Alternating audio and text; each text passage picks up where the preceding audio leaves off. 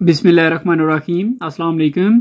आज की इस वीडियो में हम एक्सरसाइज 2.1 कंप्लीट सॉल्व करेंगे और यह है जी फर्स्ट ईयर मैथमेटिक्स की बुक नेशनल बुक फाउंडेशन। और स्टार्ट करने से पहले एक दो बातें कि आप लोगों के जो कमेंट्स थे और लाइक्स वगैरह ने बहुत ज़्यादा मोटिवेट किया है। इंशाल्लाह बहुत जल्द मैं इस बुक का जो सोल्यूशन है वो कंप्लीट कर दूंगा।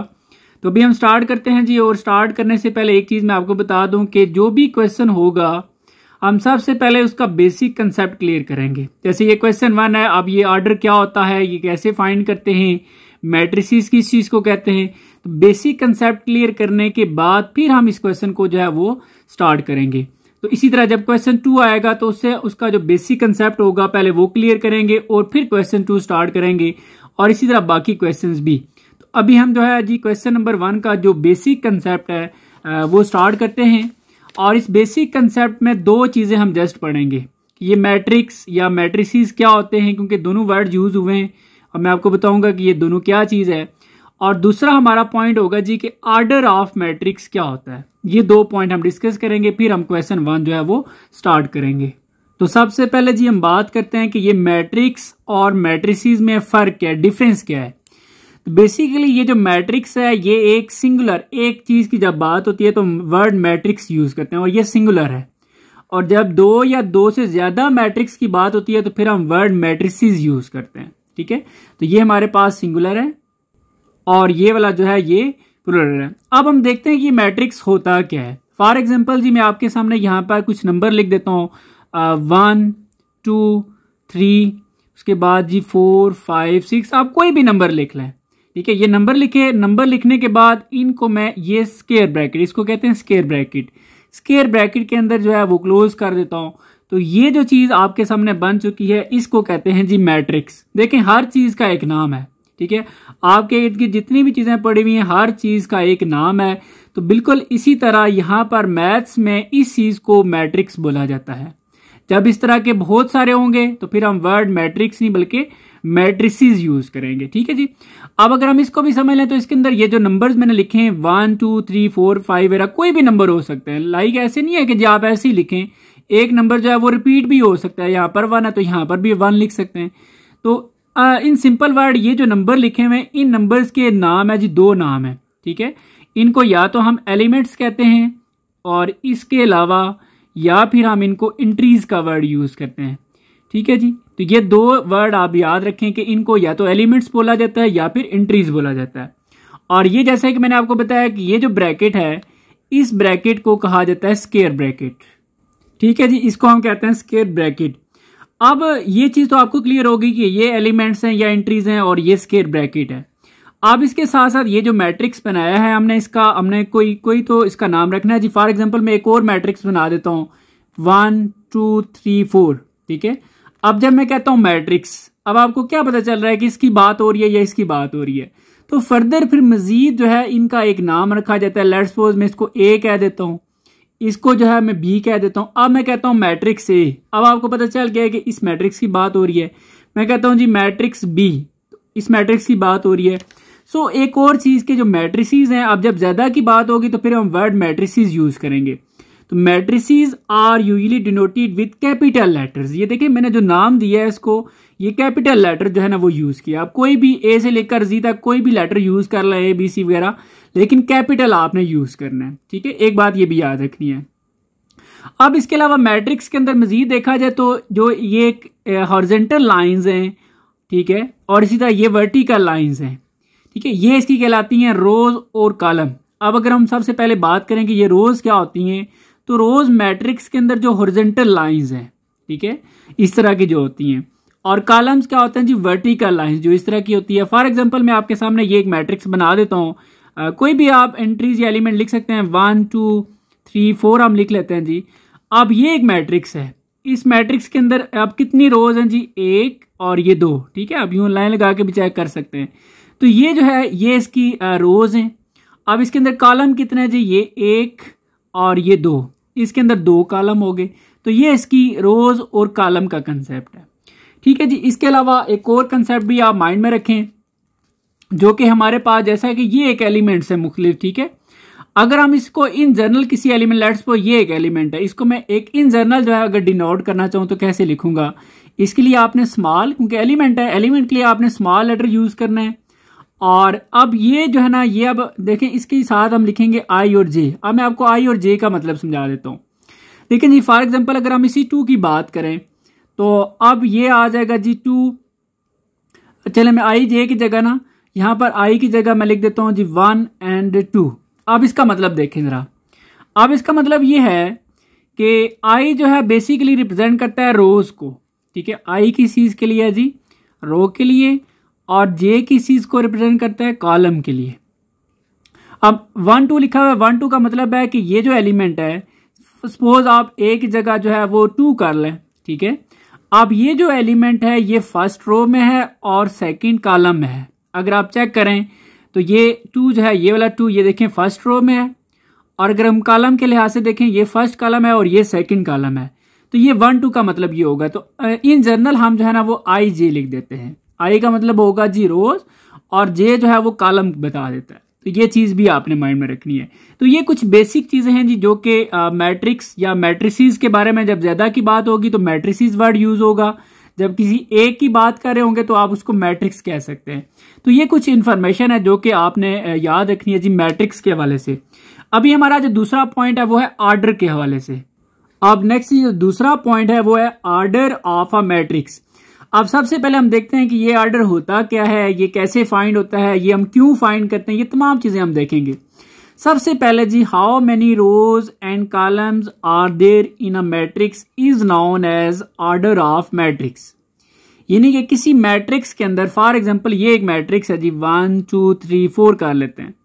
ये एक मैट्रिक्स है, इसको हम ए का नाम दे देते हैं। इस मैट्रिक्स के अंदर कितनी रोज हैं, how many rows and columns, ठीक है। ये चीज है ना बेसिकली इसको बोला जाता है ऑर्डर ऑफ मैट्रिक्स, ठीक है। इसका फार्मूला ये है कि ऑर्डर ऑफ मैट्रिक्स इक्वल होता है number of rose into number of columns, ठीक है।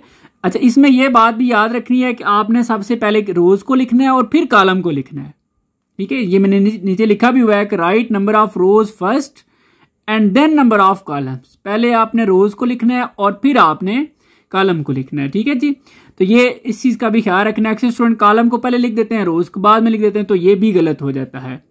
अच्छा, ये याद रखने के लिए एक आसान सी ट्रिक मैं बताता हूँ। लेट्स सपोज कि आपके पास जो कॉपी या रजिस्टर वगैरह है उसके ऊपर आपको इस तरह की लाइनें नजर आ रही होंगी, ठीक है। तो आप मुझे बताएं उस पेज के ऊपर जो कॉपी होती है उसके ऊपर ज्यादा जो है ना वो रोज होती हैं या कॉलम ज्यादा होते हैं? तो रोज आपको ज्यादा मिलेंगी। तो आप यूं समझ लें कि जो चीज ज्यादा है उसको हम पहले लिख लेंगे, जो कम है एक ही कॉलम होता है या 2 कॉलम होते हैं तो उनको हम जो है ना वो बाद में लिख लेते हैं। जो चीज ज्यादा है वो पहले, जो कम है वो बाद में। ये जस्ट एक ट्रिक है जो आपने इस तरीके से इसको याद रखना है, ठीक है जी। आप एग्जांपल से समझ लेते हैं कि ये ऑर्डर क्या होता है और कैसे देखना है। सपोज ये एक मैट्रिक्स है हमारे पास, इसको भी हमने ए का नाम दे दिया है। इसका अगर हम ऑर्डर देखना चाहते हैं, ऑर्डर ऑफ मैट्रिक्स ए, ठीक है जी। ऑर्डर से मुराद यानी कि रोज इसके अंदर कितनी है, देखें ऊपर फॉर्मूला लिखा हुआ है। अब इसके अंदर रोज है वो 1 और ये 2, ये 2 रोज हैं, और कॉलम कितने जी 1 2 और 3 कॉलम है। तो इसको बस ऐसे ही लिखना, मल्टीप्लाई नहीं करना आपने, ठीक है। सिंपल आपने ऐसे ही लिख देना है 2 इंटू 3। इसको लिखने के मुख्तलिफ तरीके हैं। इसको यूं भी लिखा जाता है कि 2/3, ठीक है। इसको आप यूं भी लिख देते हैं 2/3, बाय का वर्ड यूज कर सकते हैं, ये साइन यूज कर सकते हैं, ठीक है जी। अच्छा, अब इसको लिखने का एक और तरीका भी है। अब ए का अगर हम ऑर्डर देख रहे हैं ना तो ये ए लिखा। अब ए का जो है वो इसके अंदर कितनी रोज हैं जी 2 रोज एंड कॉलम इसके अंदर कितने हैं जी 3। तो 2 इंटू 3 आप ए के साथ छोटा सा ऐसे लिख दें, ये भी ठीक है। ये मैट्रिक्स लिखा हुआ है, इसके साथ अगर आप लिख देते हैं 2 इंटू 3 तो ये भी ठीक है, ठीक है। तो बाय का वर्ड ये हम यूज करते हैं 2/, मल्टीप्लाई नहीं कहना, वैसे आप 2/3 बोलेंगे। जैसे ये मैंने वर्ड भी लिख दिया 2/3। तो ये इसके मुख्तलिफ अंदाज हैं जी, लिखा जाता है इस तरीके से। तो ये सबसे सिंपल है, आप लिख सकते हैं इस तरीके से। अच्छा, अब एक और चीज, अगर हम इनको मल्टीप्लाई करते हैं, वैसे जब आप ऑर्डर निकाल रहे हैं तो आपने मल्टीप्लाई नहीं करना है, ऐसे लिखना है। अच्छा, अगर मल्टीप्लाई करते हैं तो हमें एक इन्फॉर्मेशन मिलती है। वो इन्फॉर्मेशन क्या होगी, देखिए प्रोडक्ट ऑफ 2 एंड 3, ये जो 2 और 3 है अगर इनका प्रोडक्ट लिया जाए, मल्टीप्लाई किया जाए यानी कि, तो आंसर 6 आएगा। 6 अब हमें क्या बता रहा है, so the number of elements in matrix A is 6। यानी कि अगर हम इनको मल्टीप्लाई करेंगे तो हमें यह पता चल जाएगा कि इस मैट्रिक्स के अंदर टोटल एलिमेंट्स कितने हैं। तो ये आइडिया हो सकता है, ठीक है जी। अब मजीद देखते हैं कि ये जो ऑर्डर हम निकाल रहे हैं ये हम क्यों निकालते हैं। वैसे बड़ा सिंपल है, ये आपने बस रोज और कॉलम बताना है जी, ये सिंपल ऑर्डर है। अब ये ऑर्डर हम क्यों निकालते हैं, ठीक है, बहुत सारी रीजंस हैं, कुछ मैंने लिख दिए। देखें जी, पहला पॉइंट ये लिखा है कि help in getting number of rose and columns. Order की मदद से हमें रोज और कॉलम का पता चल जाता है। इसी ऑर्डर की वजह से हमें जो है वो पता चलता है कि मैट्रिक्स किस टाइप का है। ये आगे जाके आपको आइडिया हो जाएगा इस चीज का, स्पेशली कि इस ऑर्डर की वजह से हमें ये भी पता चल जाता है कि मैट्रिक्स की ये कौन सी टाइप है, क्योंकि बहुत सारी टाइप्स अभी हम पढ़ने वाले हैं। Square matrix, rectangular matrix, column matrix, rows matrix, ठीक है जी। तो ये जो ऑर्डर है ना, इसी से हमें आइडिया होता है कि ये मैट्रिक्स की कौन सी टाइप है। ये आगे जाके मैं आपको बताऊंगा कि कैसे यूज होगा पॉइंट। इसके अलावा जी help to find total number of elements. ये जो ऑर्डर है ये हमें किसी भी मैट्रिक्स के अंदर टोटल नंबर ऑफ एलिमेंट्स कितने, जैसे ये मैंने आपको बताया, ठीक है, तो ये हमारे इस तरीके से भी हेल्प करता है। बाकी और भी है कि दो मैट्रिक्स आपस में मल्टीप्लाई हो सकते हैं, नहीं हो सकते, वहां पे भी हमारी हेल्प करते हैं। तो बहुत सारे पॉइंट्स है, ठीक है। तो ऐसे से जब ये हमारा चैप्टर कंप्लीट होगा तो आपको बहुत सारी चीजें जो है वो समझ आ जाएंगी। तो अभी हम स्टार्ट करते हैं जी क्वेश्चन नंबर 1। सो जी अभी हम क्वेश्चन 1 स्टार्ट करने वाले हैं और हमने बड़ी डिटेल से कंसेप्ट देख लिया है कि ऑर्डर क्या होता है, ये मैट्रिसेस क्या होते हैं। एक दफा फिर मैंने लिख दिया है कि ऑर्डर ऑफ मैट्रिक्स जो है वो होता है number of rose by number of columns, ठीक है, यानी कि रोज उसके अंदर कितनी है और कॉलम कितने, बस इतने से जो है ना वो वर्क है। फॉर एग्जाम्पल जी ये आपके पास एक मैट्रिक्स है, इसके अंदर आप देखें कितनी रोज हैं, 1 और 2, ठीक है, तो ये आप सिंपली लिख देंगे जी 2। आप कॉलम इसके अंदर कितने हैं, 1, 2 और 3, तो ये 2/3। इस तरीके से आप इसका आंसर लिख सकते हैं, ये इसका आंसर है, ठीक है। अच्छा, इसको लिखने का एक और तरीका भी है, इसको आप यूं भी लिख सकते हैं 2/3, ठीक है जी, जो आपको इजी लगे। अब नेक्स्ट बी मैट्रिक्स है, इसके अंदर देखें कितनी रोज है, पहले रोज लिखनी है, ये याद रखने, कॉलम नहीं लिखने पहले, ठीक है। पहले रोज 1, 2, 3, इसके अंदर 3 रोज हैं जी, एंड कॉलम कितने हैं 1, 2, तो ये 3/2 इसका आंसर आ जाएगा। आगे जी नेक्स्ट सी है, इसके अंदर देखें रोज कितनी है, 1, 2 और 3, इसके अंदर 3 रोज हैं और कॉलम 1, ठीक है। आप ऐसे बाल पॉइंट से यूं चेक कर सकते हैं। इसके अलावा जी इसमें रोज देखें तो 1 रो है और कॉलम कितने हैं, 1, 2, 3 और 4, इसके अंदर 4 जो है वो कॉलम है। नेक्स्ट इसका अगर हम देखें तो इसके अंदर 1 रो है और एक ही जो है वो कॉलम है, तो 1/1 इसका ऑर्डर आ जाएगा। नेक्स्ट जो है जी लास्ट वाला, इसके अंदर रोज देखें तो 1 और 2 रोज हैं और कॉलम देखें तो 1, 2/2, तो ये इसका ऑर्डर है। तो ये सिंपल सा जी ऑर्डर फाइंड करने का तरीका आपको उम्मीद है समझ आ गया होगा। आगे जी क्वेश्चन नंबर 2 है और इसको भी स्टार्ट करने से पहले हम इसका बेसिक कंसेप्ट क्लियर करेंगे कि ये स्क्वायर मैट्रिक्स क्या होता है, रेक्टेंगुलर मैट्रिक्स क्या होता है, रो मैट्रिक्स और कॉलम मैट्रिक्स क्या होता है। पहले ये चीजें सीख लेते हैं जी और फिर हम क्वेश्चन 2 को स्टार्ट करते हैं। अगर ये 4 चीजें आप समझ लेते हैं तो आपका क्वेश्चन 2 जो है वो बड़ी आसानी से सॉल्व हो जाएगा। तो सबसे पहले हम देखते हैं जी कि ये स्क्वायर मैट्रिक्स क्या होता है। बड़ी आसान सी डेफिनेशन लिखी है जी कि स्क्वायर मैट्रिक्स जिसमें नंबर ऑफ रोज और नंबर ऑफ कॉलम्स आपस में इक्वल हों, ऐसे मैट्रिक्स को हम कहते हैं स्क्वायर मैट्रिक्स। फॉर एग्जांपल आपके सामने ये एक मैट्रिक्स है, इसके अंदर कितनी रोज हैं जी, 1 और 2, इसके अंदर 2 रोज हैं और कॉलम कितने हैं, 1 और 2, ठीक है। तो जिसके अंदर रोज और कॉलम दोनों सेम हों तो ऐसे मैट्रिक्स को हम कहते हैं स्क्वायर मैट्रिक्स। मैंने आपको क्वेश्चन नंबर 1 में कहा था कि जो ऑर्डर होता है, ऑर्डर से हमें यह भी पता चल जाता है कि ये मैट्रिक्स की कौन सी टाइप है। तो आप देख लें, यही बेसिकली ऑर्डर ही है, ऑर्डर से हमें आइडिया हो रहा है कि ये मैट्रिक्स की कौन सी टाइप है, ठीक है जी। अब आपको ये भी पता है कि स्क्वायर बेसिकली अगर आप शेप की बात करें तो ऐसी शेप होती है जिसकी सारी साइड्स आपस में इक्वल होती हैं। तो आप इस तरह माइंड में रख लें कि यहां पर हम क्या कंसेप्ट यूज कर लेंगे कि सारी से मुराद रोज और कॉलम आपस में इक्वल होंगे, ठीक है जी। उसके बाद नंबर 2 पे हमारा कंसेप्ट है कि रेक्टेंगुलर मैट्रिक्स क्या होता है। सबसे पहले अगर आप रेक्टेंगुलर की बात करें तो रेक्टेंगुलर क्या होता है, जिसकी यानी कि अगर मैं शेप बना दूं, शेप में अगर आप देखें तो इसकी सारी साइड्स आपस में इक्वल नहीं होती, यानी कि ये जो साइड्स है लेंथ और जो विड्थ है ये आपस में इक्वल नहीं होती, ठीक है। ऐसी शेप को हम कहते हैं रेक्टेंगल।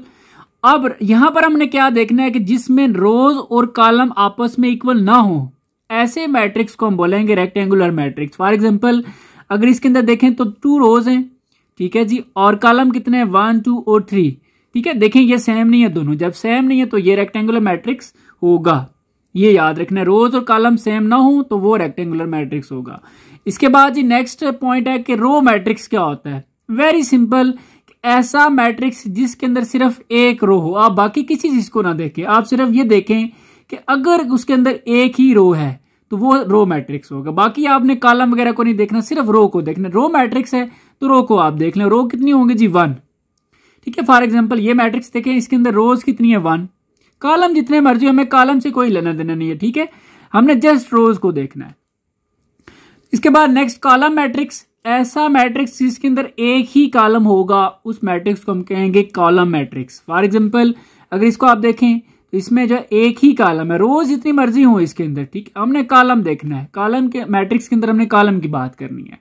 इसके अलावा वैसे ये भी आप देख लें, है तो इस क्वेश्चन में जरूरत नहीं पड़ेगा, लेकिन फिर भी आपको पता होना चाहिए कि नल या फिर जीरो मैट्रिक्स इसको कहते हैं। नाम से ही पता चल गया जी, जीरो मैट्रिक्स, नल भी यूज होता है जीरो के लिए, जिसकी तमाम एंट्रीज क्या होंगी, जीरो होंगी। फॉर एग्जांपल ये देखें, ऐसे मैट्रिक्स को हम कहते हैं जीरो और नल मैट्रिक्स। तो अभी हम क्वेश्चन नंबर 2 स्टार्ट करते हैं। तो जी अभी हम स्टार्ट करते हैं क्वेश्चन नंबर 2, और हमने कंसेप्ट में सीख लिया है कि ये जो मैट्रिक्स हैं ये क्या होते हैं। अगर आपको ये समझ आ गया है तो इंशाल्लाह आपको ये क्वेश्चन मुश्किल नहीं लगेगा। आइडेंटिफाई दी फॉलोइंग मैट्रिसेस, क्योंकि ज्यादा है तो इसलिए वर्ड मैट्रिसेस यूज हुआ है। As square matrix, rectangular matrix, row matrix और कॉलम मैट्रिक्स। हमने बताना है कि जी ये इनमें से कौन सा मैट्रिक्स है, ठीक है। आप एक दफा फिर देख लें, जो स्टूडेंट्स डायरेक्ट क्वेश्चन 2 स्टार्ट जिन्होंने किया है, कंसेप्ट नहीं देखा। स्क्वायर मैट्रिक्स वो मैट्रिक्स होता है जिसमें रोज और कॉलम आपस में इक्वल होती हैं। रेक्टेंगुलर मैट्रिक्स जिसमें रोज और कॉलम इक्वल नहीं होती। रो मैट्रिक्स जिसमें सिर्फ एक ही रो होती है, ठीक है, और कॉलम मैट्रिक्स जिसमें सिर्फ एक कॉलम होता है, ठीक है जी। इस कंसेप्ट को आपने माइंड में रखना है। अब जब आप देख रहे हैं कि ये कौन सा मैट्रिक्स है, तो आप चार है ना, इन चारों को 1 बाय 1 देखें क्या ये स्क्वायर मैट्रिक्स हो सकता है। सबसे पहला काम आप ये करें कि इसका ऑर्डर निकालना है। इसका ऑर्डर देखें, क्या इसकी रोज कितनी है 2, ठीक है, और इसके अंदर कॉलम कितने जी 1 2 3। हम बेसिकली इसी से आइडिया लगाते हैं कि ये स्क्वायर मैट्रिक्स है कि नहीं। अब देखें, स्क्वायर मैट्रिक्स वो मैट्रिक्स होता है जिसमें रोज और कॉलम इक्वल हो। तो क्या इसमें रोज और कॉलम इक्वल है? नो, तो ये स्क्वायर मैट्रिक्स नहीं हो सकता, ठीक है जी, क्योंकि इसमें रोज और कॉलम इक्वल नहीं है। अब इसके बाद देखें, क्या ये रेक्टेंगुलर मैट्रिक्स हो सकता है? तो रेक्टेंगुलर मैट्रिक्स में ये होता है कि रोज और कॉलम सेम नहीं होते, तो यहाँ पर सेम नहीं है क्योंकि रोज 2 है और कॉलम 3 है। सो इसका मतलब ये हुआ कि ये हमारे पास रेक्टेंगुलर मैट्रिक्स हो सकता है, ठीक है जी। तो यहां पर हम लिख लेते हैं रेक्टेंगुलर मैट्रिक्स। अच्छा, एक मैट्रिक्स के 2 या 2 से ज्यादा नाम भी हो सकते हैं, ठीक है। अब रो मैट्रिक्स, ये रो मैट्रिक्स नहीं हो सकता क्योंकि रो मैट्रिक्स के लिए लाजमी है एक रो होनी चाहिए, और ये कॉलम मैट्रिक्स भी नहीं हो सकता है क्योंकि कॉलम मैट्रिक्स के लिए एक कॉलम जस्ट होना चाहिए। नेक्स्ट जी बी, इसमें देखें, सबसे पहले आप इसका ऑर्डर निकालें। इसके अंदर रोज कितनी है जी 2, और कॉलम कितने हैं 1 और 2, ठीक है। अब सबसे पहले देखना है कि जी क्या ये स्क्वायर मैट्रिक्स हो सकता है। स्क्वायर मैट्रिक्स के लिए रोज और कॉलम सेम होने चाहिए, तो बिल्कुल सेम है। सो इसका मतलब ये हुआ कि ये हमारे पास स्क्वायर मैट्रिक्स है, ठीक है जी। उसके बाद नेक्स्ट देखते हैं कि क्या ये रेक्टेंगुलर मैट्रिक्स भी हो सकता है। तो इसके लिए लाजमी है कि रोज और कॉलम सेम ना हो, तो यहाँ पर तो सेम है, सो ये नहीं हो सकता। रो मैट्रिक्स भी नहीं हो सकता और कॉलम मैट्रिक्स भी नहीं हो सकता क्योंकि इसमें रो भी एक नहीं है, कॉलम भी एक नहीं है, ठीक हो गया जी। नेक्स्ट इसके बाद हमारे पास सी है, और इसका अगर हम सबसे पहले ऑर्डर लिखें तो इसके अंदर रोज जो है वो 3 है और कॉलम जो है वो 1 है। अगर हम देखें क्या ये स्क्वायर मैट्रिक्स हो सकता है, यहां से स्टार्ट करें फिर 1 बाय 1 सब देखें। तो स्क्वायर मैट्रिक्स के लिए लाजमी है कि रोज और कॉलम सेम हो, जबकि सेम नहीं है, सो ये नहीं हो सकता। रेक्टेंगुलर मैट्रिक्स के लिए ये है कि रोज और कॉलम डिफरेंट हो, तो डिफरेंट है जी, सो ये जो है वो रेक्टेंगुलर मैट्रिक्स हो सकता है। इसके अलावा जी नेक्स्ट रो मैट्रिक्स तो नहीं है क्योंकि रो एक तो नहीं है इसमें। कॉलम मैट्रिक्स जो है ये हो सकता है क्योंकि इसके अंदर एक ही कॉलम है, तो इसके 2 नाम है, ठीक है। हो सकता है आपकी बुक में कोई एक लिखा हो, लेकिन आपने जो है ना इसके दोनों नाम लिख देने हैं, तो ये आपके पास जो है वो कॉलम मैट्रिक्स बी है, ठीक हो गया जी। अब नेक्स्ट देखें तो डी जो है, सबसे पहले इसका ऑर्डर, तो इसके अंदर 3 रोज हैं और 3 ही कॉलम है। तो स्क्वायर मैट्रिक्स के लिए दोनों का सेम होना जरूरी है, तो देखें दोनों सेम है, तो ये जो है वो हमारे पास स्क्वायर मैट्रिक्स हो सकता है, ठीक है जी। तो ये हमने लिख दिया स्क्वायर मैट्रिक्स। बाकी रेक्टेंगुलर मैट्रिक्स नहीं हो सकता क्योंकि ये उसके लिए डिफरेंट होना है, तो ये डिफरेंट तो नहीं है। रो भी नहीं है और कॉलम भी नहीं है।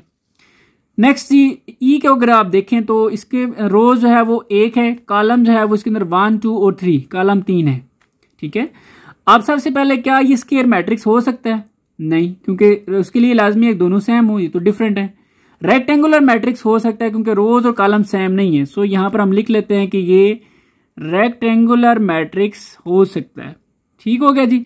इसके अलावा क्या ये रो मैट्रिक्स भी हो सकता है? जी बिल्कुल हो सकता है, क्योंकि इसके अंदर एक ही रो है। ठीक है, हमने रो मैट्रिक्स की डेफिनेशन देखी है, जिसमें एक रो हो उसको हम रो मैट्रिक्स कह सकते हैं। इसके भी 2 नाम हो गए यानी कि, तो ये रो मैट्रिक्स भी है जी। इसके अलावा नेक्स्ट मजीद कॉलम मैट्रिक्स तो नहीं हो सकता। अगर इसको हम देखें, इसमें एक ही रो है और एक ही इसमें कॉलम है, तो सबसे पहले क्या स्क्वायर मैट्रिक्स हो सकता है?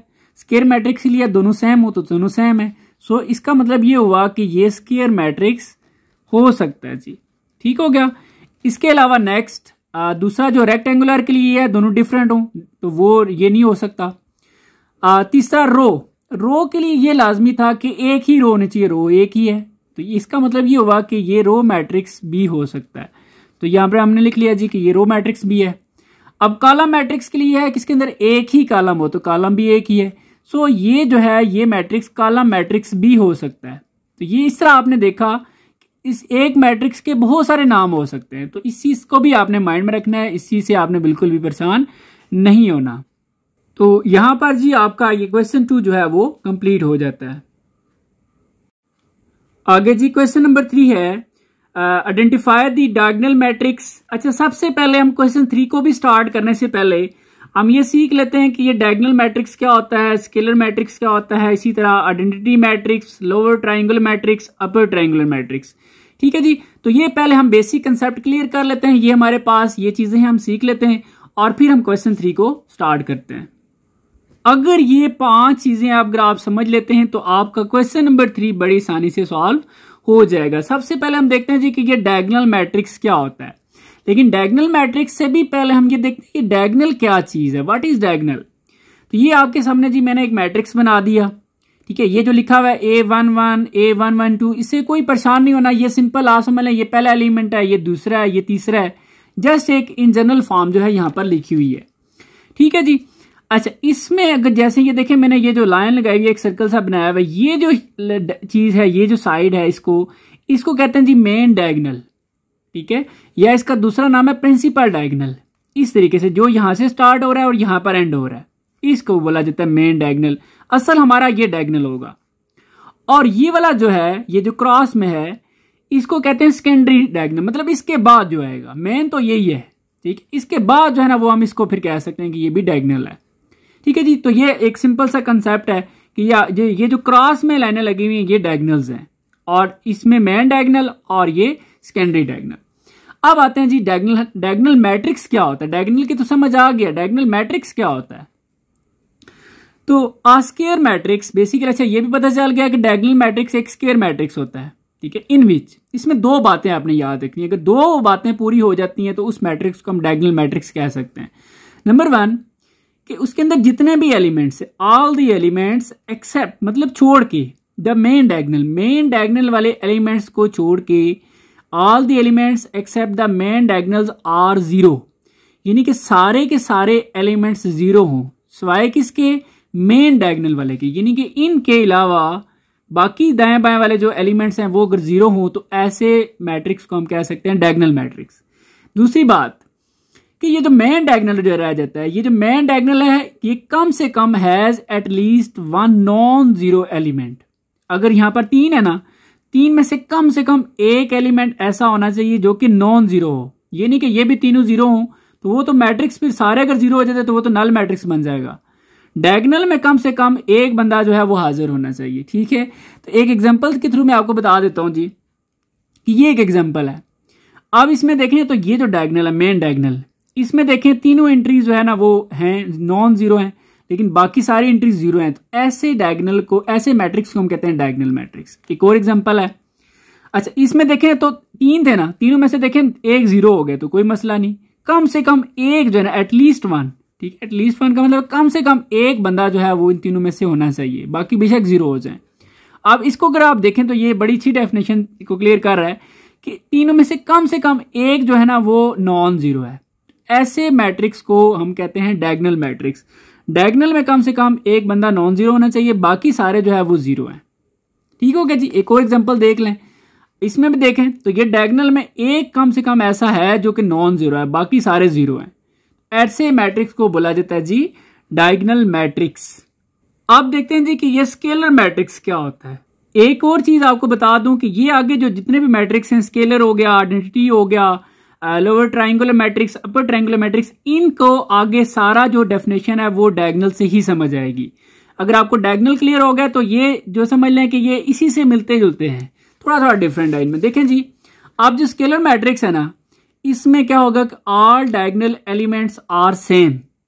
डायगोनल में सारे एलिमेंट सेम होंगे बट नॉट जीरो। जीरो नहीं होंगे, सेम होंगे लेकिन जीरो एक भी नहीं होना चाहिए। फॉर एग्जाम्पल ये एक मैट्रिक्स है, इसके अंदर अगर आप देखें तो मेन डायगोनल में जो एंट्रीज हैं वो सारी की सारी एक जैसी हैं, सेम, और जीरो कोई भी नहीं है इसमें से। ऐसे मैट्रिक्स को हम कहते हैं स्केलर मैट्रिक्स। ठीक है, स्केलर से आप ये माइंड में वर्ड फिक्स कर लें, सेम। डायगोनल एलिमेंट्स जो है वो सेम होंगे। जैसे ये देखें, ये तीनों के तीनों 2 हैं। देखें 1/3। ये लिखने का मकसद ये है कि कुछ भी हो, लाजमी नहीं है कि ये 2 होगा या k होगा, कुछ भी हो सकता है, बस सेम होना चाहिए। अगर तो वो सेम है डायगोनल में, बाकी सारे जीरो हैं, ऐसे मैट्रिक्स को हम कहते हैं स्केलर मैट्रिक्स। ठीक है, डायगोनल में बाकी सारे जीरो होंगे, इसके डायगोनल में जो है ना वो नॉन जीरो एलिमेंट्स होंगे। इसके अलावा जी आइडेंटिटी या यूनिट मैट्रिक्स बड़ा आसान है कि ऑल डायगोनल एलिमेंट्स आर 1। जैसे यहां पर एक जैसे का वर्ड था ना, तो यहां पर 1 होना चाहिए। ठीक है, अगर इन्हीं की जगह ये देखें सारा 1 हो जाता है, बाकी सारे जीरो हैं लेकिन ये 1 है। ठीक है, तो ऐसे मैट्रिक्स को हम कहते हैं आइडेंटिटी या फिर यूनिट मैट्रिक्स। यहां पर देखें डायगोनल में 1 है, बाकी सारे जीरो हैं। इसमें तो है ही, मतलब एक ही डायगोनल है, बाकी एलिमेंट्स तो है ही नहीं। इस मैट्रिक्स को भी हम आइडेंटिटी या फिर यूनिट मैट्रिक्स कह सकते हैं। इसके अलावा जी next, upper triangular matrix. All the elements lying below the main diagonal are zero. अब इसका मतलब क्या है जी, देखें ये जो मेन डायगोनल होता है, ये मेन डायगोनल है।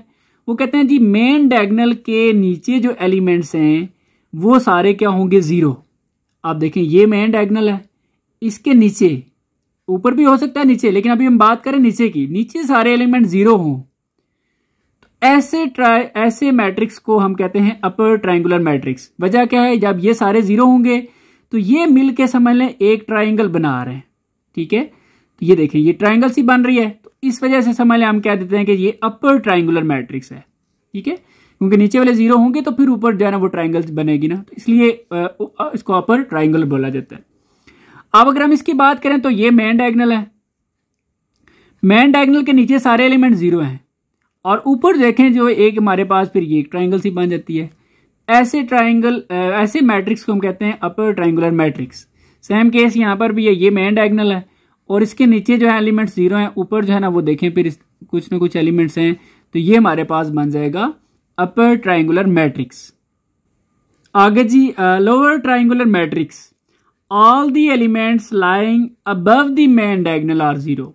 ठीक है, मेन डायगोनल के ऊपर जितने भी एलिमेंट्स हैं, फॉर एग्जांपल ये मेन डायगोनल है, मेन डायगोनल के अगर ऊपर देखें तो सारे एलिमेंट जीरो हैं, फिर इस मैट्रिक्स को हम कहते हैं लोअर ट्रायंगुलर मैट्रिक्स, क्योंकि लोअर साइड पे अगर आप देखें तो एक ट्रायंगल सी बन जाती है।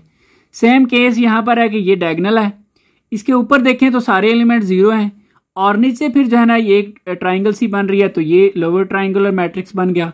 सेम केस यहाँ पर भी डायगोनल है, ऊपर देखा जाए तो एक ही एलिमेंट है वो जीरो है, और ये एक ट्रायंगल सी बन रही है, तो ये हमारे पास लोअर ट्रायंगुलर मैट्रिक्स बन गया। ठीक है, इसको हम सिंपल ट्रायंगुलर मैट्रिक्स भी कह सकते हैं। अच्छा, लेट्स सपोज मेन डायगोनल के ऊपर भी और नीचे दोनों अगर जीरो जीरो हो जाए तो उसको भी हम ट्रायंगुलर मैट्रिक्स कह सकते हैं, यानी कि वो अपर ट्रायंगुलर मैट्रिक्स भी होगा और लोअर ट्रायंगुलर मैट्रिक्स भी होगा, दोनों यानी कि ऑप्शन उसमें आ जाएंगे। ठीक है जी, अभी हम स्टार्ट करते हैं क्वेश्चन नंबर 3, तो इंशाल्लाह आपको मजीद चीजें जो है वो क्लियर हो जाएंगी। अभी हम क्वेश्चन 3 स्टार्ट करते हैं जी। हमने बेसिक कंसेप्ट सीख लिया है कि ये डायगोनल मैट्रिक्स क्या होता है, स्केलर क्या होता है, इसी तरह आइडेंटिटी, लोअर और अपर ट्रायंगुलर मैट्रिक्स क्या होते हैं। ठीक है जी, अगर तो आपको समझ आ गई है तो फिर आपके लिए क्वेश्चन बड़ा आसान हो जाएगा। तो वन बाय वन देखें जी। सबसे पहले देखें क्या ये डायगोनल मैट्रिक्स हो सकता है। तो हमने डायगोनल मैट्रिक्स के लिए ये पढ़ा है कि ये एंट्रीज होती हैं, ये जो है नॉन जीरो होनी चाहिए, कोई एक कम से कम, और बाकी सारे जीरो हों। लेकिन इसमें देखा जाए तो ये जीरो तो नहीं है, ये तो चले हैं लेकिन ये जीरो नहीं है, सो ये डायगोनल मैट्रिक्स नहीं हो सकता। नेक्स्ट पे चले जाएं, स्केलर मैट्रिक्स। स्केलर मैट्रिक्स के लिए ये होता है कि डायगोनल में सेम एंट्रीज हों, बाकी सारी जीरो हों, लेकिन यहां पर प्रॉब्लम ये है कि सेम भी नहीं है, सो ये ऑप्शन भी नहीं हो सकता। इसके बाद जी next identity matrix. Identity matrix का हमने देखना है कि डायगोनल में सारी जो है ना एंट्रीज जो हैं वो 1 1 होनी चाहिए, जबकि यहाँ पर देखें 3 है, 1 है, 0 है, तो ये आइडेंटिटी मैट्रिक्स भी नहीं हो सकता। अब लोअर ट्रायंगुलर मैट्रिक्स, हमने देखा जी कि लोअर ट्रायंगुलर मैट्रिक्स ऐसा मैट्रिक्स होता है कि मेन डायगोनल के ऊपर जो है एलिमेंट 0 हों और नीचे एक ट्रायंगल सी शेप बन जाती है। ये यहाँ पर कंडीशन पूरी हो रही है कि देखें मेन डायगोनल के ऊपर जो है ना वो एंट्री 0 है। ठीक है, ये हमने डेफिनेशन में देखा था। अगर ये आप देखें तो मेन जो है ना डायगोनल के ऊपर एलिमेंट्स 0 हों, बाकी जो है ना वो नीचे एलिमेंट्स हों, तो ऐसे मैट्रिक्स को हम कह सकते हैं कि ये लोअर ट्रायंगुलर मैट्रिक्स है। तो ये जो है ना फर्स्ट ऑफ ऑल हम कह सकते हैं जी कि ये लोअर ट्रायंगुलर मैट्रिक्स है। इसके बाद अपर ट्रायंगुलर मैट्रिक्स, अपर के लिए ये था कि मेन डायगोनल के नीचे एलिमेंट 0 हो, तो जबकि यहां पर तो नहीं है, सो ये एक ही हो गया, क्लियर हो गया कि ये लोअर ट्रायंगुलर मैट्रिक्स है। इसके बाद जी नेक्स्ट अगर हम देखें बी को, 1 बाय 1 आपने ना सबको देखना है, इस तरह आपके लिए ये ज्यादा बेहतर होगा। अब सबसे पहले देखें क्या ये डायगोनल मैट्रिक्स है। डायगोनल के लिए हमने ये देखा कि डायगोनल के अलावा बाकी सारी जो है वो एंट्रीज इसकी क्या होनी चाहिए, 0। तो यहां पर ये कंडीशन नजर आ रही है कि देखें ये डायगोनल है, ठीक है, मेन डायगोनल, और इसके जो है ना ऊपर और नीचे सारे एलिमेंट 0 हैं, तो वो कंडीशन पूरी हो रही है, तो ये डायगोनल मैट्रिक्स हो सकता है। तो यहां पर हम लिख लेते हैं डायगोनल मैट्रिक्स। इसके बाद next scalar matrix. Scalar matrix के लिए हमने ये देखा कि अगर डायगोनल में मेन डायगोनल में सारी एंट्री सेम हो फिर वो स्केलर मैट्रिक्स हो सकता है। तो यहां पर सेम है, तीनों में देखा जाए तो -6 है, सो ये स्केलर मैट्रिक्स भी हो सकता है। इसके बाद जी नेक्स्ट आइडेंटिटी मैट्रिक्स। आइडेंटिटी के लिए हमने ये देखा कि डायगोनल में 1 1 होना चाहिए, जबकि 1 1 तो नहीं है, तो ये आइडेंटिटी मैट्रिक्स नहीं हो सकता। नेक्स्ट जी lower triangular matrix. Lower triangular matrix के लिए हमने ये देखा कि मेन डायगोनल के ऊपर एलिमेंट 0 हो, तो मेन डायगोनल के ऊपर एलिमेंट 0 ही है, तो ये जो है वो लोअर ट्रायंगुलर मैट्रिक्स हो सकता है। तो ये हमने लिख लिया जी। अब नेक्स्ट लास्ट है जी upper triangular matrix. Upper triangular matrix के लिए हमने देखा कि मेन डायगोनल के नीचे जो है ना एलिमेंट 0 हो। अब इसे नहीं, हमने मेन ये देखना होता है, डेफिनेशन इसकी ये है कि मेन डायगोनल के नीचे अगर एलिमेंट सारे 0 हो तो वो मैट्रिक्स अपर ट्रायंगुलर मैट्रिक्स हो सकता है। तो यहां पर ये कंडीशन भी पूरी हो रही है। आपने बेसिकली इन दोनों के लिए मेन डायगोनल, अगर लोअर की बात करें तो मेन डायगोनल के ऊपर एलिमेंट 0 होने चाहिए, तो वो 0 ही है, इनको आप छोड़ दें जो भी हो, ये चीज आपने देखनी है। और अपर ट्रायंगुलर के लिए आपने मेन डायगोनल के नीचे एलिमेंट 0 होने चाहिए, वो 0 है, ये जो भी हो वो अलग बात है, ये 0 होने चाहिए, तो ये 0 है। ठीक है जी। तो अभी नेक्स्ट सी को अगर आप देखें तो ये सबसे पहले अगर हम देखें तो क्या ये डायगोनल हो सकता है, क्योंकि यहाँ पर डायगोनल मैट्रिक्स की पहले बात करेंगे। डायगोनल के लिए ये है कि जी यहाँ पर डायगोनल के अलावा बाकी सारे 0 हो, जबकि यहाँ पर 2 है, तो ये डायगोनल नहीं हो सकता। तो डायगोनल नहीं है तो स्केलर भी नहीं हो सकता, क्योंकि स्केलर के लिए फिर ये होता है कि यहाँ पर जो है एंट्री सेम हो, बाकी 0 हो, तो ये कंडीशन भी पूरी नहीं हो रही। इसके अलावा जी नेक्स्ट देखें तो आइडेंटिटी मैट्रिक्स। आइडेंटिटी के लिए ये होता है कि यहाँ पर जो है ना वो एंट्रीज जो है वो 1 1 हो। जब ये डायगोनल नहीं है, स्केलर भी नहीं है, तो ये आइडेंटिटी भी नहीं हो सकता। अब लोअर और अपर ट्रायंगुलर की बात कर लेते हैं। लोअर ट्रायंगुलर के लिए ये है कि मेन डायगोनल के ऊपर एलिमेंट 0 हो, तो मेन डायगोनल के, ये मेन डायगोनल है, ऊपर एलिमेंट 0 है, तो ये जो है ये लोअर ट्रायंगुलर मैट्रिक्स हो सकता है। सो ये हमने लिख लिया। अब नेक्स्ट अपर ट्रायंगुलर। अपर ट्रायंगुलर के लिए ये है जी कि मेन डायगोनल के नीचे एलिमेंट 0 हो, जबकि 0 तो नहीं है, सो वो नहीं हो सकता। नेक्स्ट सी पॉइंट आगे डी है। डी में सबसे पहले हमने देखना है क्या ये डायगोनल है कि नहीं। डायगोनल के लिए ये है कि डायगोनल में एंट्री जो है वो नॉन 0 हो, बेशक कम से कम एक नॉन 0 नहीं जी, बाकी सारे 0 हो। तो यहाँ पर कंडीशन पूरी हो रही है जी। देखें डायगोनल में एंट्रीज हैं, बाकी सारे 0 हैं, तो ये जो है हमारा डायगोनल मैट्रिक्स हो सकता है। अब डायगोनल के बाद स्केलर। स्केलर के लिए ये होता है जी कि मेन डायगोनल में जो एंट्रीज हैं वो सारी की सारी सेम होनी चाहिए, तो ये सेम ही है, तो ये हमारे पास स्केलर मैट्रिक्स भी हो सकता है। अब स्केलर के बाद आइडेंटिटी।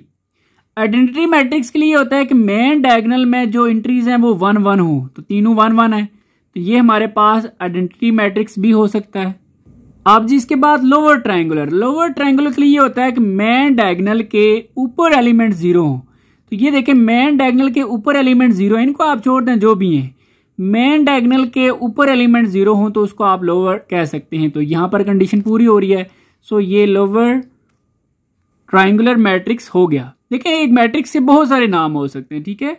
अब नेक्स्ट जी के अपर ट्रायंगुलर के लिए हमने ये देखना होता है कि मेन डायगोनल के नीचे एलिमेंट 0, तो यहां पर नीचे 0 ही है, सो ये अपर ट्रायंगुलर मैट्रिक्स भी हो सकता है। ठीक हो गया जी। इसके बाद नेक्स्ट ये आ जाता है, क्या ये डायगोनल मैट्रिक्स हो सकता है, तो डायगोनल में एंट्री जो है वो नॉन जीरो होनी चाहिए, अगर 3 है तो कम से कम एक नॉन जीरो, बाकी सारी 0 हो, तो कंडीशन पूरी हो रही है जी, सो ये हमारे पास डायगोनल मैट्रिक्स हो सकता है। डायगोनल के बाद जी स्केलर। स्केलर के लिए ये लाजमी है कि डायगोनल में सारी एंट्री जो है वो एक जैसी हो, जबकि ये डिफरेंट है, स्केलर नहीं हो सकता। आगे आइडेंटिटी के लिए 1 1 होना चाहिए, जबकि वो भी नहीं है, तो आइडेंटिटी भी नहीं हो सकता। आगे जी next lower triangular matrix. Lower triangular matrix के लिए मेन डायगोनल के ऊपर एलिमेंट 0, जबकि 0 ही है, सो ये जो है वो लोअर ट्रायंगुलर मैट्रिक्स हो सकता है। इसके बाद जी next upper triangular matrix. Upper triangular के लिए यह है कि मेन डायगोनल के नीचे एलिमेंट 0 हो, तो यहाँ पर 0 है, सो ये अपर ट्रायंगुलर मैट्रिक्स भी हो सकता है। इसके अलावा जी नेक्स्ट एफ है, तो सबसे पहले क्या ये डायगोनल मैट्रिक्स हो सकता है। डायगोनल के लिए एक डायगोनल के अलावा बाकी सारी एंट्री 0 हो, जबकि ये 0 नहीं है, तो ये डायगोनल नहीं हो सकता।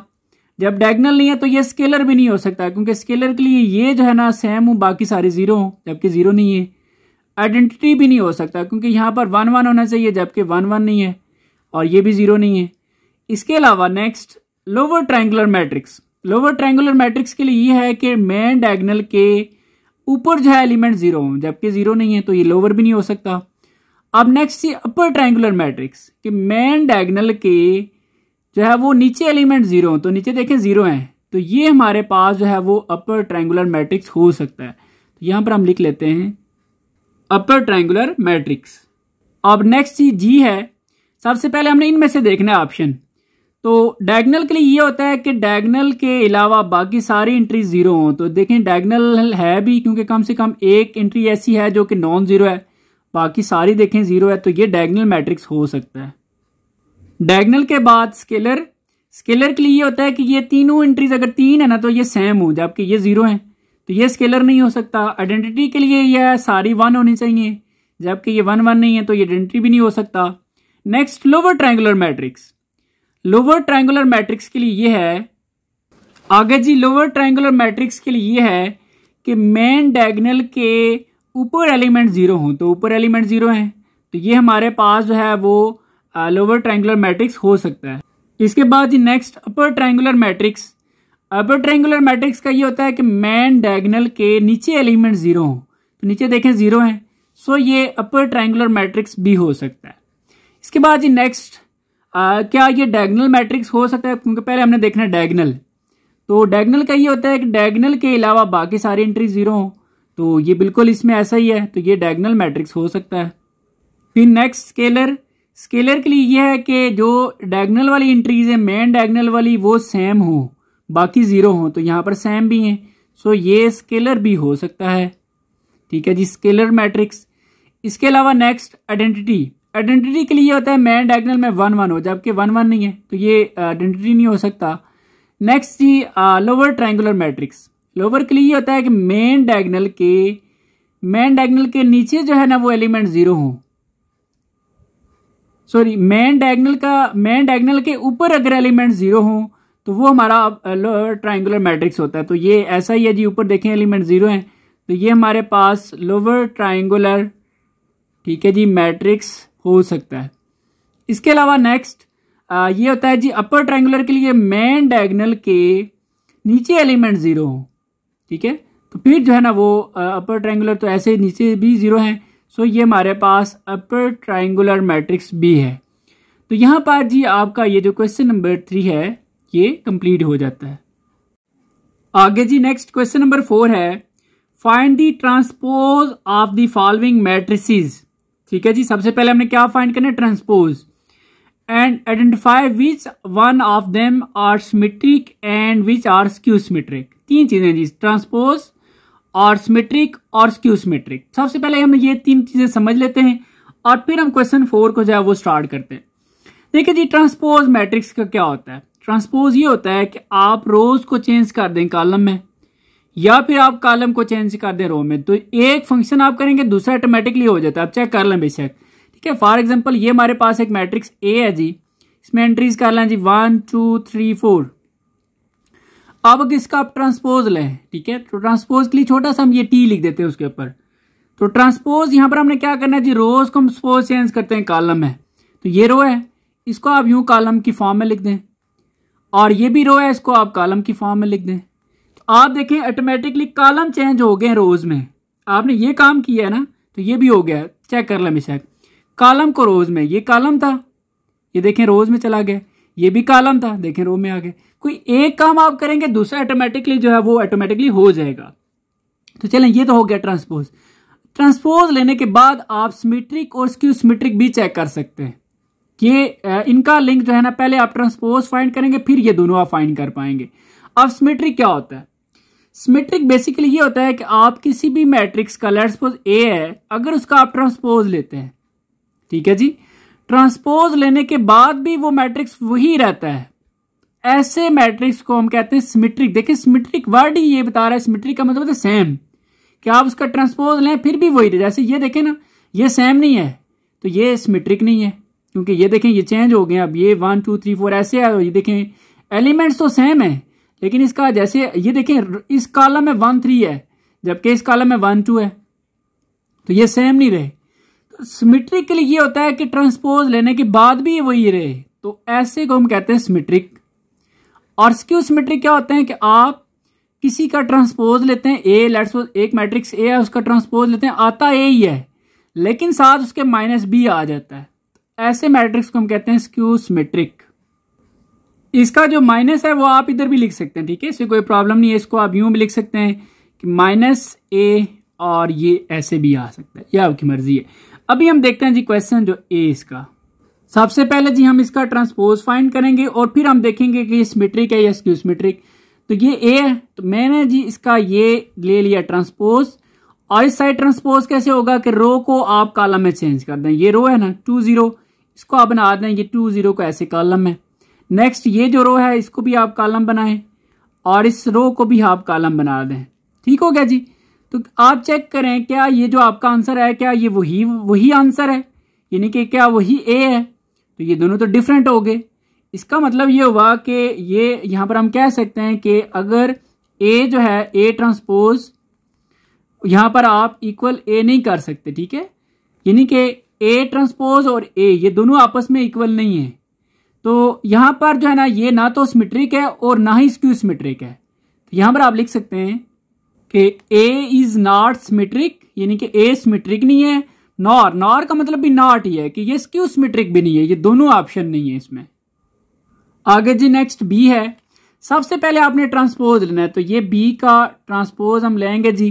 ट्रांसपोज मीन इस रो को आप कॉलम में चेंज कर दें, तो ये रो कॉलम बन जाएगा 1 6 2 और ये 0। ठीक है जी।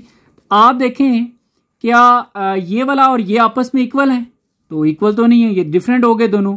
ठीक है, तो इसको फिर हम यूं कह सकते हैं कि बी जो है ना, वो बी का ट्रांसपोज और बी आपस में इक्वल नहीं है।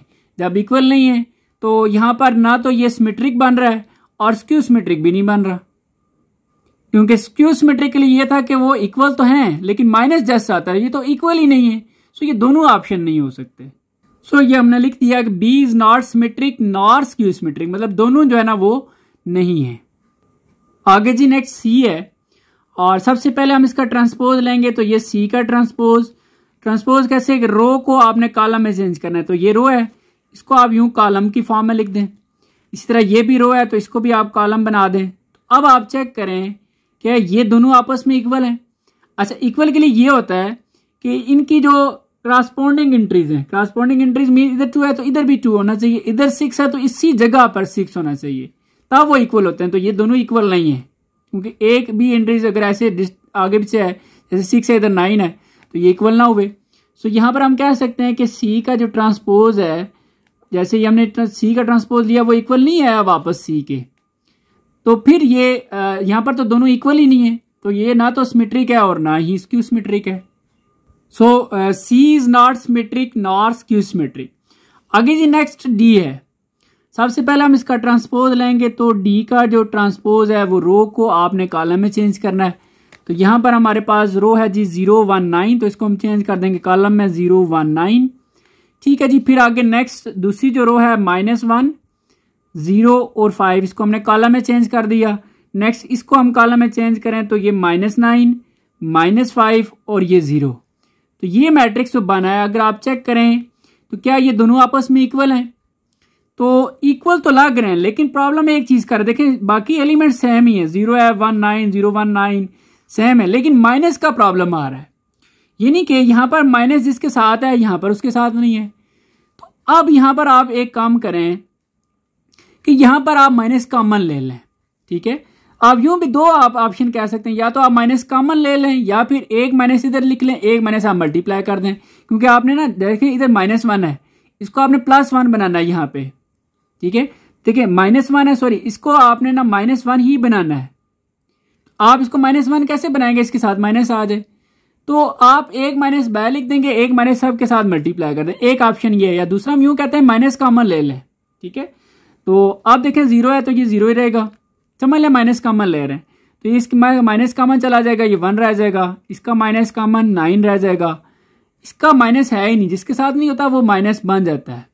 ठीक है, और इसी तरह ये 0, आगे नेक्स्ट +5 हो जाएगा, ये -9, ये -5 और 0 0 ही रहता है। ठीक हो गया जी। एक तो ये कॉमन लेने वाली बात, या दूसरा आप यूं कह सकते हैं, क्योंकि आपने इसके अकॉर्डिंग बनाना था, इसको ये -1 है, ये प्लस है, इसको माइनस बनाना था, बाकी भी इसी तरह। तो आपने क्या किया, एक माइनस इधर लिखा, एक सब के साथ मल्टीप्लाई कर दिया, तो ये 0 0 रहता है, ये जो है ना -1 था प्लस हो गया, ये भी -9 था तो प्लस हो गया, अब ये प्लस था तो माइनस हो गया, सेम इसी तरह बाकी। अब आप इस माइनस को तो इसी तरह लिखें। अब देखें ये वाला और ये जो वापस डी वाला है, क्या ये दोनों इक्वल हैं? अब अगर आप देखें तो वाकई ये जो है ना, ये सारा डी वाला ही है, यानी कि इसका हम नाम लिख सकते हैं कि ये तो डी वाला है। ठीक है, और इधर हम लिख रहे थे जी डी ट्रांसपोज। अब देखें डी ट्रांसपोज, अगर किसी मैट्रिक्स का हम ट्रांसपोज लें, वापस डी आ रहा है लेकिन साथ माइनस भी आ जाए, तो ऐसे मैट्रिक्स को हम कहते हैं स्क्यू सिमेट्रिक मैट्रिक्स। तो यहां पर हमारे पास ये क्या होगा जी, ये हमारे पास स्क्यू सिमेट्रिक होगा। ठीक है जी, तो ये स्क्यू सिमेट्रिक मैट्रिक्स इसको आप कह सकते हैं। आगे जी नेक्स्ट ई है। इसका सबसे पहले हम ट्रांसपोज ले लेते हैं, तो ई का ट्रांसपोज, अब इसके हमने रोज को कॉलम में चेंज करना है। तो ये रो है जी 3 6 9, इसको हमने बना देना है कॉलम 3, ये -6 और ये 9। नेक्स्ट ये रो है, इसको कॉलम बनाएं, तो ये -6 2 और ये 0। सेम ये एक रो है, इसको कॉलम बनाएं 9 0 और ये 0। तो ये हमारे पास इसका आ गया जी ट्रांसपोज। अब ट्रांसपोज लेने के बाद देखें क्या ये वापस वही ई वाला ही है, तो देखें तो वापस दोनों सेम है। सो इसका मतलब ये हुआ कि ये सारा जो है वो वापस ई है। तो ये जब हमने ई का ट्रांसपोज लिया, वही ई वापस आ रही है चीज़, दोनों इक्वल हों, तो दोनों मतलब इक्वल है, इक्वल मीन सेम है, सिमेट्रिक इसको हम कह सकते हैं। तो ये हमारे पास फिर क्या होगा, सिमेट्रिक। तो ई जो मैट्रिक्स है ये सिमेट्रिक है। आगे जी नेक्स्ट एफ है। इसका ट्रांसपोज लें सबसे पहले, तो रो को आप चेंज करें कॉलम में, तो 9 0 1। ठीक है जी, इसके बाद 0 6 3 0 6 और ये 3 0 0 1, तो ये 0 0 और 1। आप देखें क्या ये और ये दोनों आपस में इक्वल हैं, तो इक्वल तो नहीं है, देखें क्योंकि यहाँ पर 1 3 है, यहाँ पर 0 0 है, तो आप इनका आपस में इक्वल है, आप इनको नहीं कह सकते। जब इक्वल नहीं है यानी कि एफ ट्रांसपोज है, इसको आप एफ नहीं कह सकते, तो ये आपस में इक्वल नहीं है। तो जब इक्वल ही नहीं है तो ये ना तो आप सिमेट्रिक है और ना ही स्क्यू सिमेट्रिक है। So F is not symmetric not skew symmetric. अच्छा, एक चीज आप और भी समझ लें जी कि ये इक्वल मैट्रिक्स क्या होते हैं। ये जो स्टूडेंट्स को क्लियर नहीं है कि इक्वल मैट्रिक्स कैसे पता चलता है, तो दो बातें आपने याद रखनी है जी कि सबसे पहले अगर आपने देखना है कि कोई से दो मैट्रिक्स आपस में इक्वल हैं या नहीं, तो ये देखें कि उनका अगर आर्डर सेम होना चाहिए। अगर तो आर्डर सेम है तो आप कह सकते हैं जी कि वो इक्वल मैट्रिक्स हो सकते हैं, लेकिन दोनों बातें पूरी होनी चाहिए। एक तो दोनों का आर्डर सेम हो, और दूसरा सेम क्रॉसपोंडिंग एंट्रीज। मैंने वर्ड से ये नहीं कहा कि सेम एंट्रीज, बल्कि मैंने कहा है सेम क्रॉसपोंडिंग एंट्रीज। अब क्रॉसपोंडिंग से क्या मुराद होती है, ठीक है जी। पहले तो देख लें आर्डर। आर्डर देखें, आर्डर मीन इसमें अंदर कितनी रोज हैं जी, 3 रोज हैं, और कॉलम कितने हैं जी 2, ठीक है। अब सेम केस इसमें भी 3 रोज हैं और 2 कॉलम है, आर्डर तो दोनों का सेम है। अब क्रॉसपोंडिंग एंट्रीज, क्रॉसपोंडिंग एंट्री से मुराद अगर इस लोकेशन पर, इस प्लेस पर 3 है तो इधर भी 3 होना चाहिए, इधर 5 है तो बिल्कुल इसी जगह पर इधर भी 5 है, ठीक है। इधर 2 है, इधर भी 2 है, 1 1 7 7 9 और 9 बिल्कुल उसी जगह पर। इसको कहते हैं क्रॉसपोंडिंग एंट्रीज, ठीक है, मतलब इसके बिल्कुल ऑपोजिट उसी जगह पे। ये तब जो है ना मैट्रिक्स दोनों आपस में इक्वल होते हैं। एक और एग्जांपल है जी, हम यहां पर कह सकते हैं कि ए इक्वल है बी के, ठीक है, ए जो है वो इक्वल है बी के। अब नेक्स्ट सी और डी को देखते हैं क्या ये इक्वल हैं कि नहीं। अब देखें आर्डर जो है ना इसका 2/2 है, ठीक है, 2/2। इसका भी आर्डर देखा जाए तो 2/2 है।